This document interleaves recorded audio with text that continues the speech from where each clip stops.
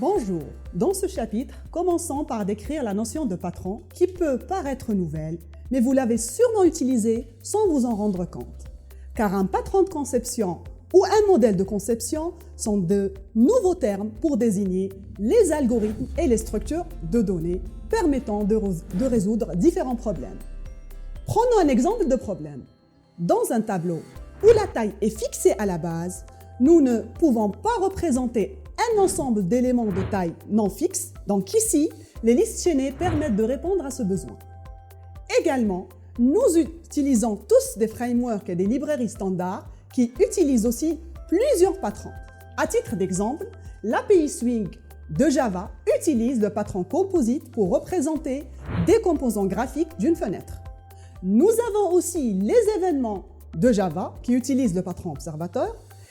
Également, dans les cas des objets qui devraient être instanciés une fois en utilisant le patron singleton, au final, une application est une composition de plusieurs patrons.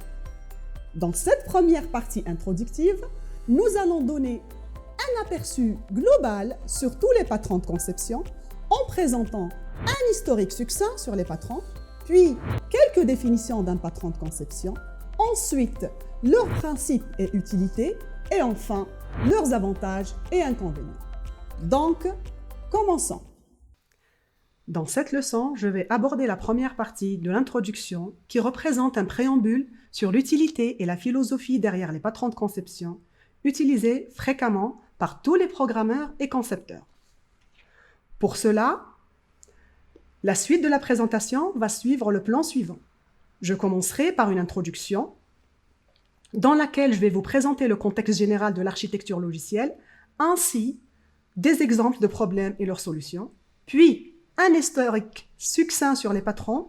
Ensuite, je vais définir qu'est-ce qu'un patron de conception, puis enchaîner par la présentation des principes de base des patrons de conception, ainsi que leurs avantages et inconvénients.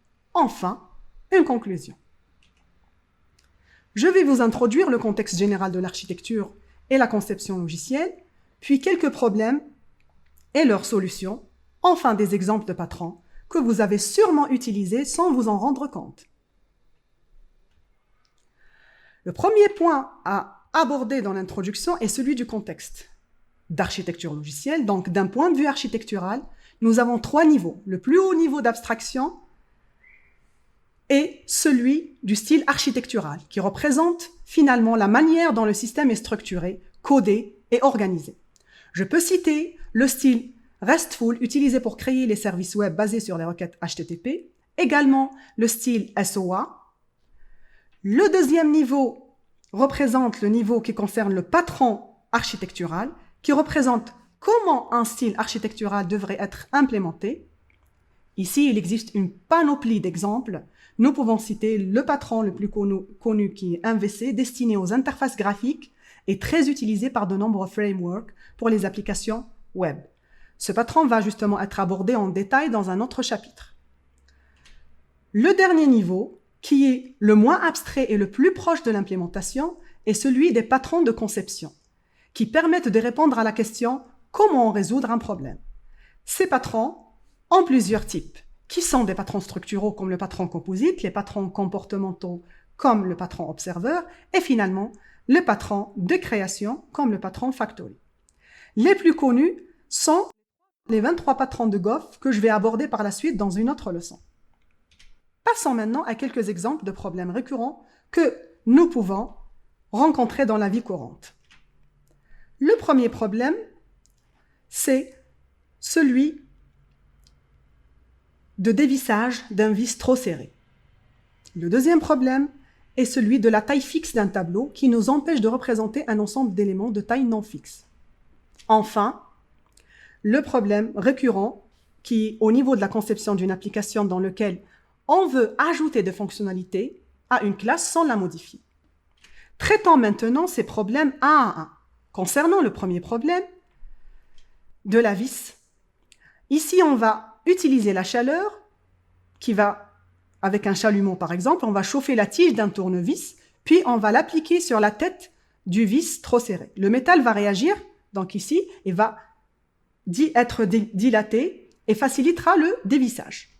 Le deuxième problème, qui est l'utilisation de la liste chaînée, justement, conçue dans les années 56, ces listes permettent de répondre aux problèmes de la taille fixe, qui est imposée par la structure des tableaux, et ils sont utilisés pour développer des problèmes d'intelligence artificielle, par exemple le jeu d'échecs, et cette solution, tellement qu'elle était originale, qu'elle était couronnée par un prix Nobel en 1975.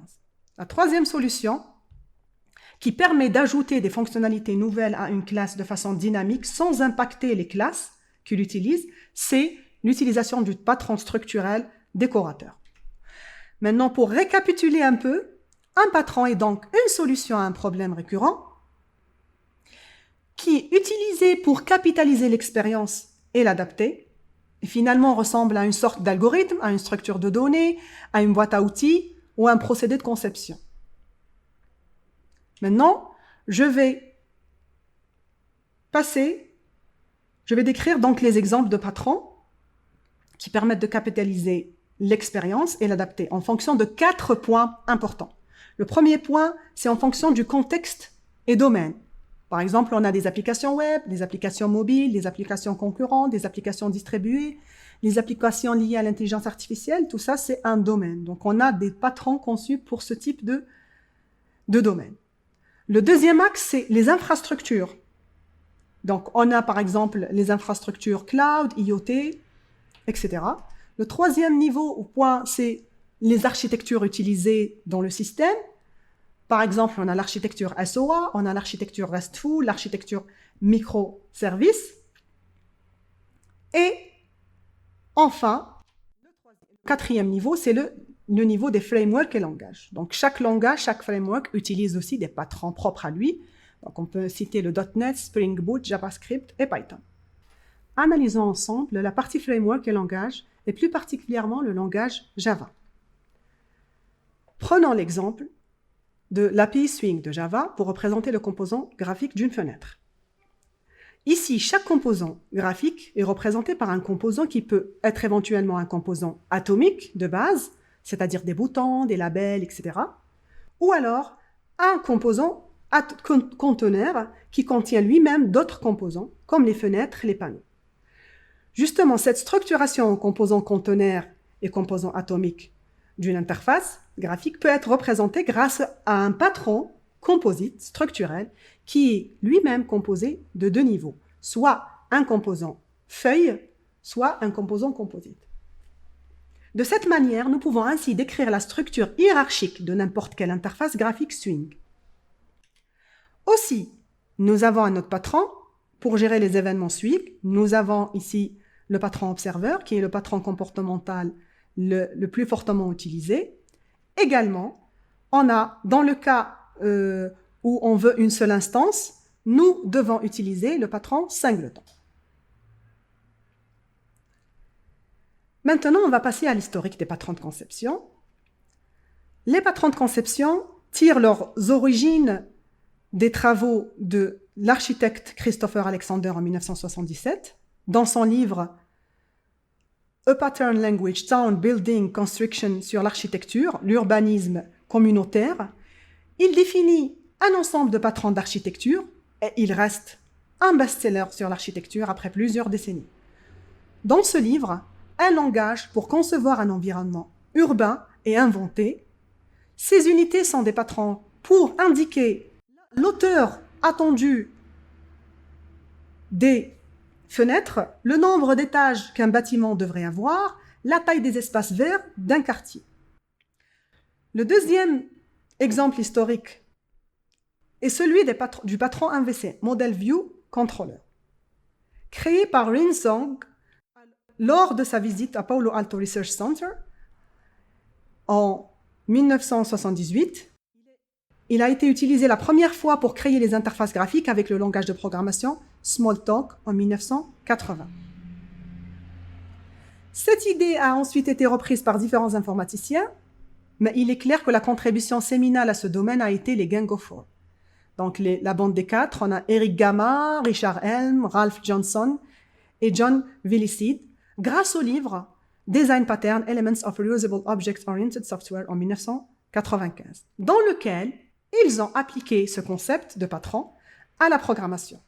Ce livre contient 23 patrons qui résolvent différents problèmes de conception orientés objet et très rapidement devenu le best-seller. Maintenant, je vais définir ce que c'est qu'un design pattern. Plusieurs définitions existent dans la littérature, nous pouvons citer les suivantes. La première tient son origine des travaux de Christopher Alexander, donc en 1977. Il dit que chaque patron décrit un problème qui se manifeste constamment dans l'environnement et donc décrit le cœur de la solution à ce problème d'une façon telle que l'on puisse réutiliser cette solution des millions de fois sans jamais la faire 2 fois de la même manière. La deuxième définition, qui est aussi connue, c'est que un patron, c'est une solution à un problème récurrent. Dans la conception d'applications orientées objet, il décrit alors la solution éprouvée pour résoudre ce problème d'architecture de logiciel.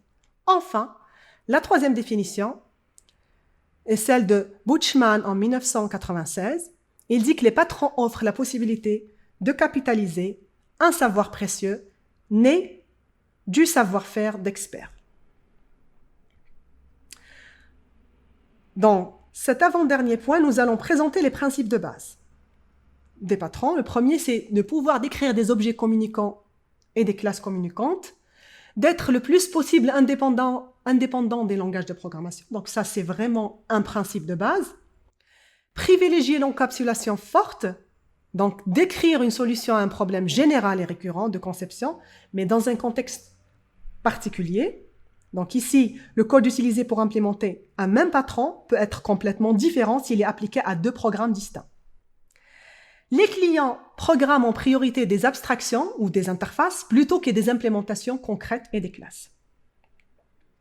Enfin, tous les patrons visent à renforcer la cohésion et à diminuer le couplage pour être le plus réutilisable possible, donc avoir des classes ouvertes en extension et fermées en modification.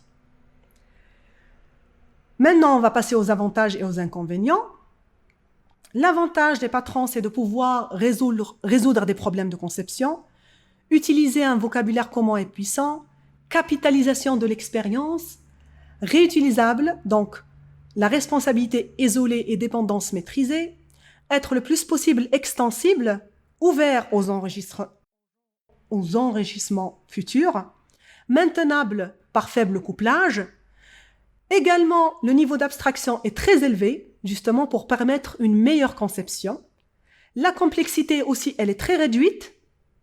Et enfin, il représente un catalogue de solutions qui aide à maîtriser les changements et à avoir des applications fiables et maintenables.